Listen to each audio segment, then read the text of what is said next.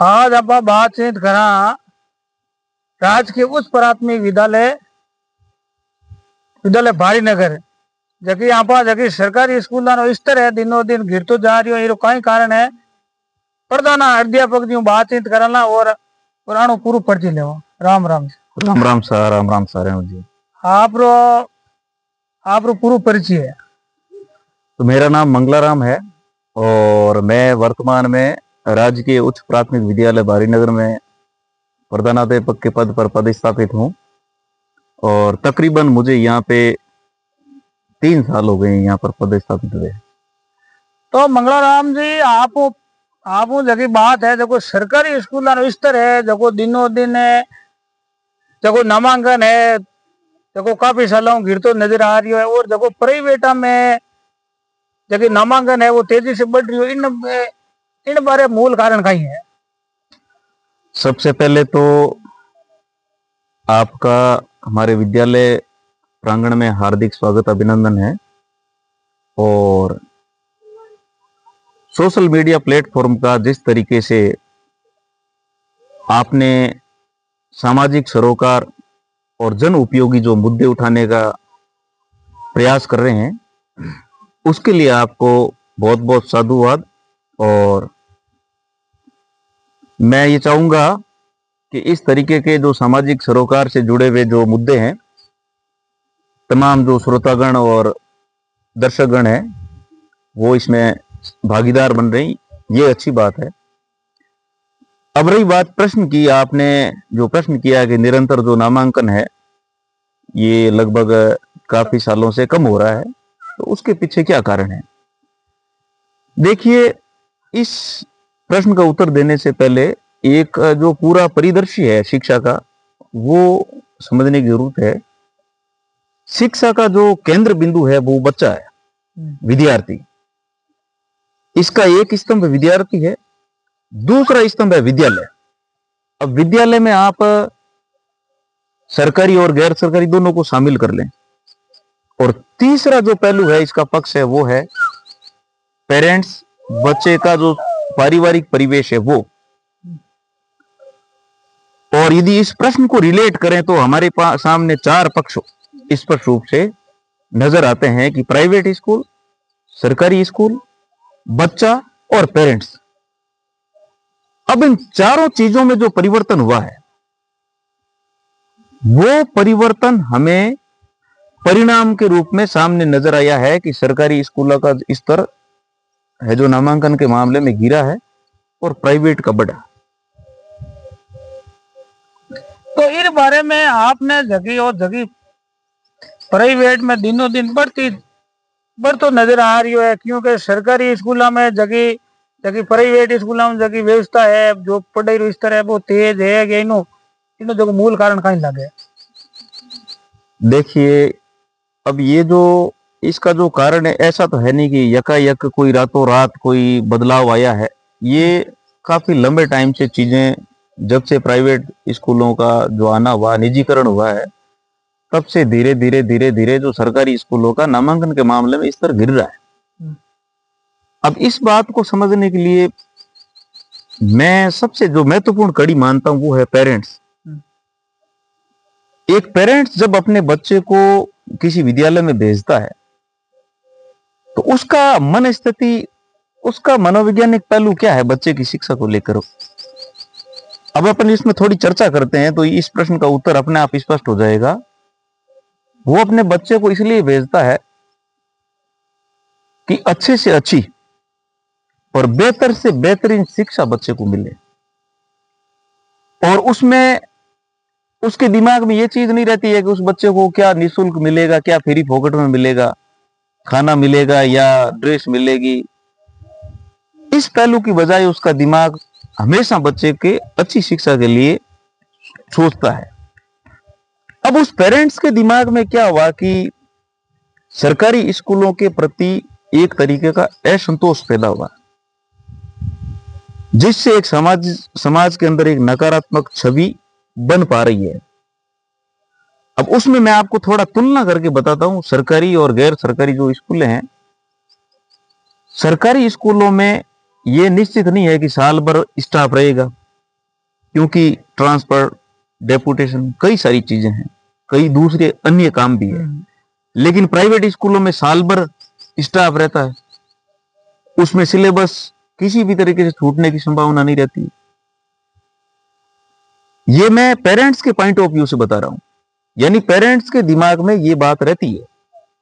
Parents के दिमाग में दूसरी बात ये रहती है कि सरकारी स्कूल है, वहां पे टीचर्स, हेडमास्टर, दूसरे स्टाफ, उनका ट्रांसपोर्ट, डेपुटेशन की वजह से जो मैनेजमेंट हो पाना चाहिए, वो मैनेजमेंट प्राइवेट स्कूलों की तुलना में उतना मजबूती से नहीं हो पाता है जितना होना चाहिए। और यदि बच्चे, कई स्कूलें ऐसी है जहां पे नकारात्मक छवि बनने का कारण है कि जैसे 5 है, 10 है, 15 बच्चे हैं, वहां पे स्टाफ है अभी भी, अब बिना बच्चों के तो मैनेजमेंट होगा कैसे, बताओ। तो ये जो नकारात्मक छवि है, इस नकारात्मक छवि ने पेरेंट्स को सोचने पे प्रेरित किया है कि भाई हम प्राइवेट स्कूलों की तरफ जाएं तो बच्चा हमारी जो है वो शिक्षा दीक्षा है वो अच्छे से कर पाएगा। तो दूसरा, एक मैं आपकी बात रोक रहा हूं आपको, दूसरा इसमें जो सरकारी स्कूलों का, प्राइवेट स्कूलों का पक्ष देखें, प्राइवेट स्कूल वाले, उनका प्रयास रहता है कि ये न के प्रकारेण बच्चे को स्कूल तक लाना, तो वो अपना decorum, pump and show, publicity, hoardings के माध्यम से, पैम्पलेट्स, जितने भी माध्यम हो सकते हैं, वो इस प्रयास में रहता है कि कैसे करके बच्चे को स्कूल तक लाया जाए, और उसमें रिजल्ट को भी वो बढ़ा चढ़ाकर पेश करते हैं। अब बात आती है कि सरकारी स्कूल वाले ऐसा क्यों नहीं कर पाते हैं। सरकारी स्कूल वाले ये नहीं कर पाते हैं क्योंकि यहाँ थोड़ा सरकारी सिस्टम है, सरकारी नियम, कायदे, कानून है। अब पंप एंड शो के चक्कर में आपको पता है, जैसे मान लो कोई डेकोरम चीज अच्छी दिखती है, जैसे मान लो आप सोशल मीडिया ही हुआ, जैसे अच्छी बात करेंगे तो लोग थोड़ा उसको नोटिस कम करते हैं, और यहीं पे कोई फूड चीज करो तो लोग देखने लग जाएंगे। अब जैसे ये जो पेरेंट्स का जो सोचने का नजरिया है, इस नजरिए में हम पूरी तरह ये नहीं कह सकते हैं कि जैसे आपने पूछा है कि भाई प्राइवेट स्कूल वाले अच्छी स्थिति में है क्या। स्थिति इसी समाज से प्राइवेट वाले हैं और इसी समाज से सरकारी स्कूल वाले हैं, सब लोग हम एक ही समाज से आते हैं। ना तो कोई पूरी तरह बहुत खराब है, और कई स्कूलें तो ऐसी है कि प्राइवेट से भी अच्छा काम कर रही है, लेकिन जो नकारात्मक छवि लोगों के बन गई है, तो इस छवि को सुधारने में बहुत ज्यादा टाइम लगेगा। तो इनमें आप मानो कि आम आदमी है जो होल्डिंग है, कोई भी प्रभावित है, जगह सरकारी जगह कर्मचारी है, जगह टीचर है, और भी सरकारी कर्मचारियों की भी भावना है जगह सरकारी स्कूलों दूर की जा रही। सरकारी कर्मचारी जो जगह हर बच्चों है वो दिनों दिन है जब प्राइवेट की ओर बढ़तो जा रही है, और जगह सरकारी स्कूलों दूरी बना रही है। कहीं वजह जगह सरकारी टीचर भी है, सरकारी टीचर है, वे भी बचाने है जबकि सरकारी स्कूल हम नहीं भेज रही, प्राइवेट की और क्यों भेजे, बन नहीं कहीं है जब 12वीं मंदिर विश्वास है, उठ गो वे भी तैयारी कम करा दिया है, कहीं वजह है। देखो ये भी रेणुतराम जी बात है जो इसी बात से जुड़ी हुई बात है। अब जैसे मैंने कहा, जैसे कई स्कूलें, सरकारी स्कूलें हैं जहाँ पे सरकारी टीचर्स के और सरकारी जो सर्विस में उनके बच्चे भी पढ़ते हैं, कई ऐसी स्कूलें, लेकिन सब स्कूलें अच्छी स्थिति में नहीं है, और उसके मैंने आपको कारण भी बताए। तो अब जैसे मान लो कोई स्कूल बढ़िया चल रही है, पूरा स्टाफ है, पूरी व्यवस्थाएं हैं, इंडोर आउटडोर बहुत अच्छा शानदार है, तो वहां कोई तकलीफ नहीं है, लेकिन वो लोग देख नहीं पाते हैं कि भाई सरकारी स्कूलें, कुछ स्कूलें अच्छा काम कर रही है। अब नजर, मैंने कहा ना, जैसे वो दृष्टिकोण बना है लोगों का, अब यदि स्कूल का सिस्टम ठीक नहीं है, पूरा स्टाफ नहीं है, पूरे बच्चे नहीं है, तो वहां पे कोई भी, मैं तो कह रहा हूं सरकारी तो चलो छोड़ो, कोई भी आदमी क्यों भेजेगा बच्चे को।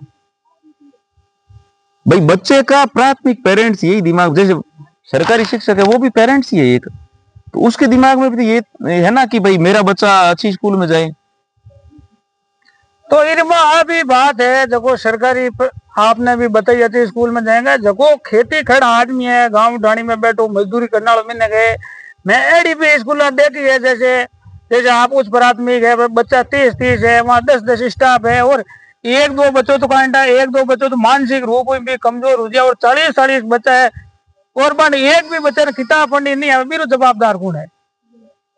देखो ये बात तो जैसे मुझे नहीं लगता कि पूरी तरह सभी स्कूलों में ऐसा है। हो सकता है कोई 100 में से ऐसे 1-2 स्कूल ऐसी होंगी जहाँ पे बच्चों को पढ़ने लिखने में दिक्कत होती होगी। और यदि ऐसा है, जैसे आपने कहा है कि स्थिति इस प्रकार की है, तो उस स्थिति के लिए प्राथमिक रूप से टीचर जिम्मेदार है ही है। यदि उस स्कूल में पर्याप्त स्टाफ है, पर्याप्त स्टाफ नहीं है तो वहां पे वो समस्या आती है। वो तो कहीं भी होगा, जैसे स्टाफ नहीं होगा तो वो काम कैसे करेगा। पर्याप्त स्टाफ है तो मेरा ऐसा मानना है कि उसके लिए आप किसी दूसरे को एक्सक्यूज नहीं दे सकते हो। आप ये नहीं कह सकते हो कि सरकार ने बहुत ज्यादा हमारे ऊपर वर्कलोड डाल दिया है, हम काम नहीं कर पाते हैं, ये वो। देखो ये चीजें चलती रहेगी साथ में। दूसरा है पेरेंट्स की जिम्मेदारी भी बनती है इसमें। केवल आप दोष टीचर्स को नहीं दे सकते हो, पेरेंट्स को रेगुलर स्कूल विजिट करते रहना चाहिए। बच्चे की जो प्रोग्रेस रिपोर्ट है समय समय वो चीज भी देखनी चाहिए। और इसके लिए एसडीएमसी एसएमसी ऐसी खूब सारी एक ब्रीज जो सिस्टम बना रखा है, वहां पे आप अपनी बात रख सकते हैं, देख सकते हैं, चेक कर सकते हैं। तो कई सारी चीजें जब समाज जो आम नागरिक है ना, इसमें जब भागीदारी नहीं करेगा तो उसमें सुधार की गुंजाइश बहुत मुश्किल रहती है।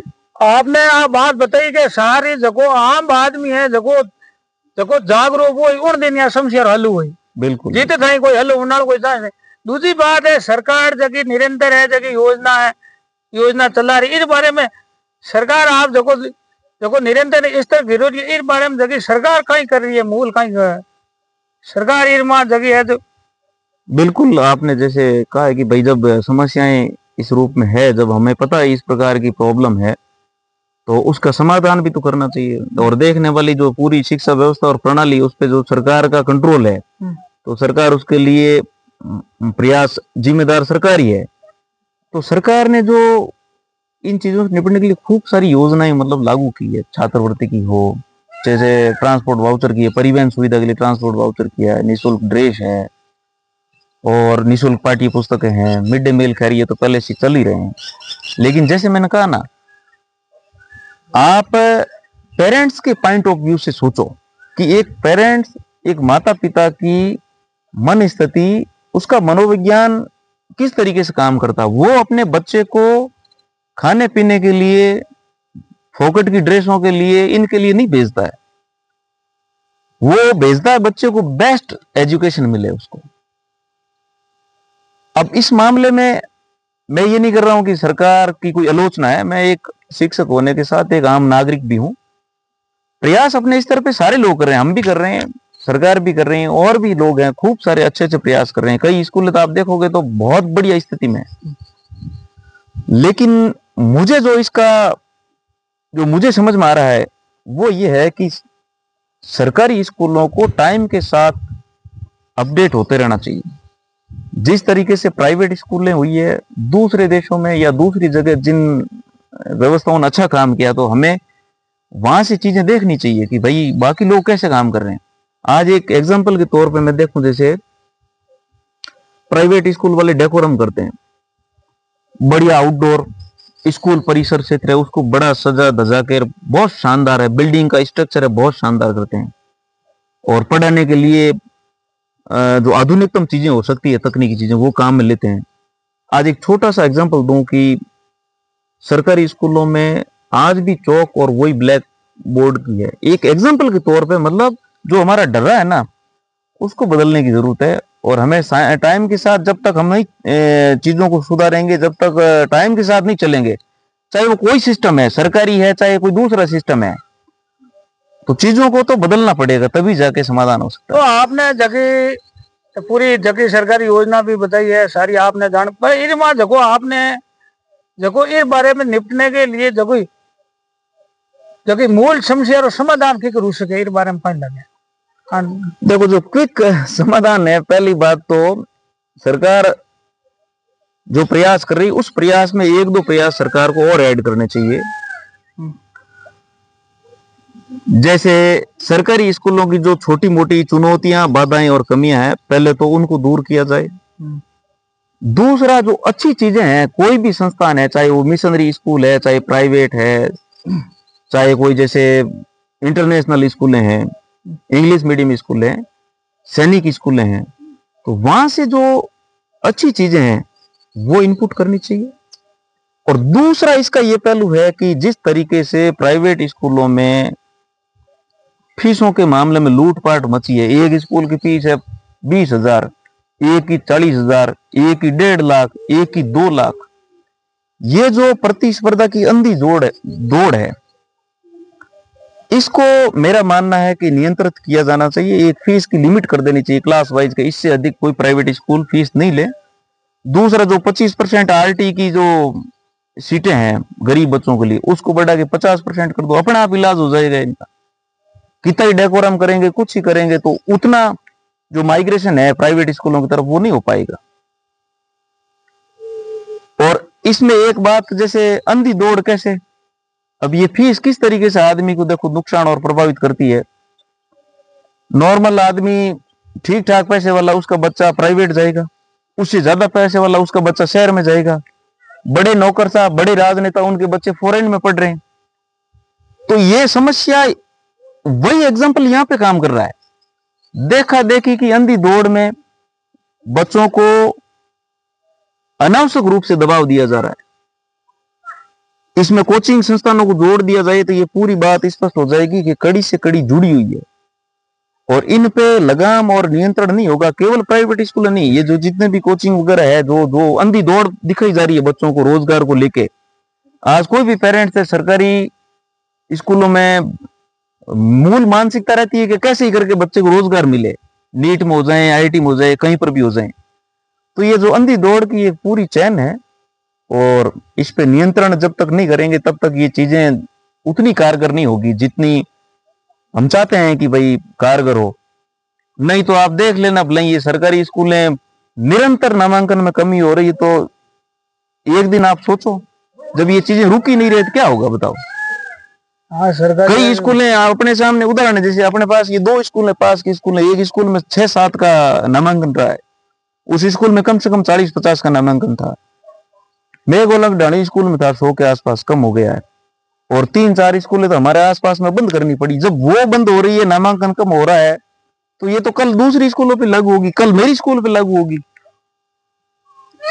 अब अपन कुछ चीजें, जैसे हमने जो, अब आपका ये भी प्रश्न होगा कि भाई आप क्या कर रहे हो, तो हमने जो हमारे समझ में आया, थोड़ा बहुत जितना भी हमारे पास कौशल, दक्षता और जो आर्थिक चीजें थी हमारे पास,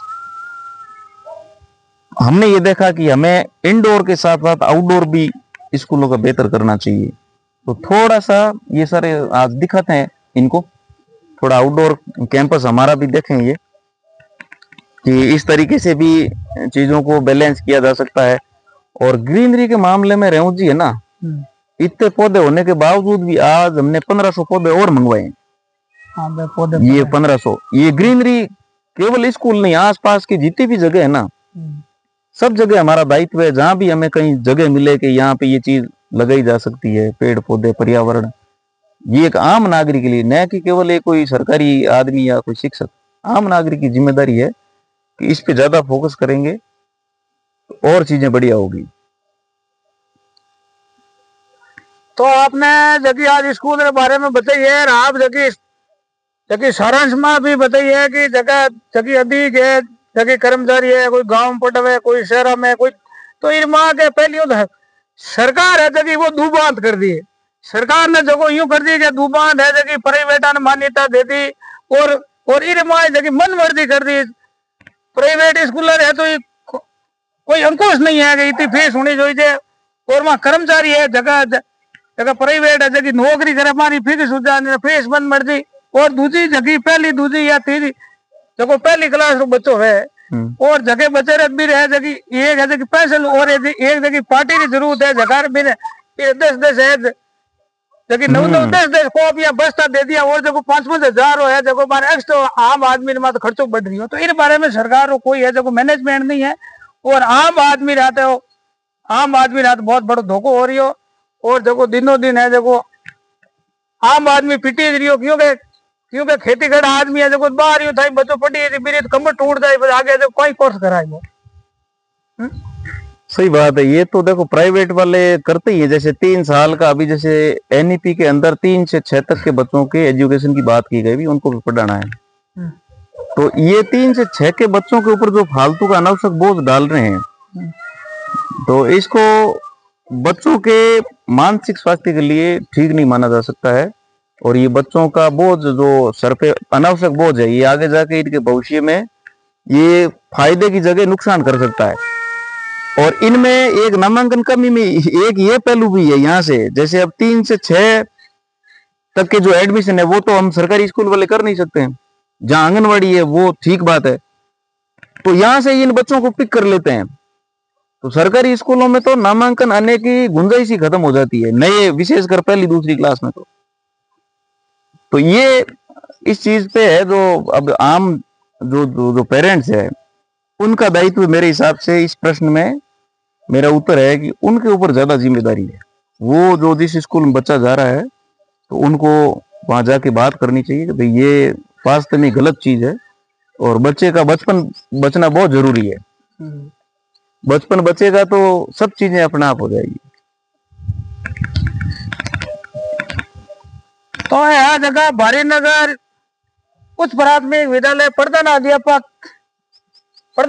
मंगलाराम जी भारी। देखो हमारी स्कूल बहुत अच्छी है, मनी देख बहुत खुश हो रहे, देख पेड़ पौधा धोबड़ी इतनी आदमी जगह है। देखो आपने देखो घरे भी व्यवस्था नहीं करी है, बच्चा ने बैठने रो दूजो यू है। पहली बात तो खुद रही जगह कहन भाई साफ सफाई जरूरी है, तो स्कूल रो देखो साफ सफाई दूजो बैठने रो करनो जो वातावरण है और स्टाफ है जो बहुत आप एक एक बच्चे ने टेमो टेम पीड़ लेना पड़ा है। तो इन वास्ते मैं तो सब पहले धन्यवाद देऊं जे आप जड़ो अगर ईमानदारी हो आदमी जे करती है जो पालन करे तो आज है कि सरकारी स्कूल स्थिति है जबकि डाउन होती कौन आप जड़ा अगर ईमानदार है तो इन वास्ते आप जो मेहनत है प्रयास करिए हो बहुत बहुत धन्यवाद है। और आपने जगह साथी गण स्टाफ है पर आप तरफ कहीं कहना चाहो दो सब